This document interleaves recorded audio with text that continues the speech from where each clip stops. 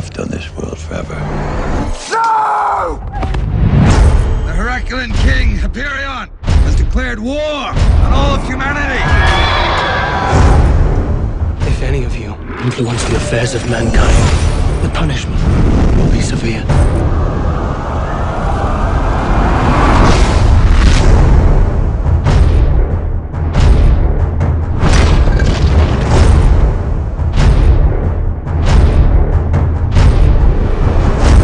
If there is one human who could lead them against Hyperion, it would be Theseus.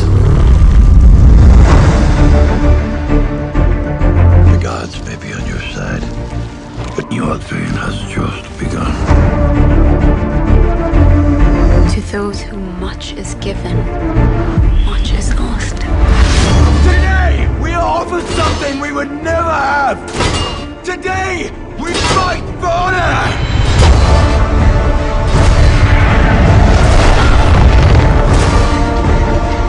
Fight for your future. Fight for your children. Fight for immortality.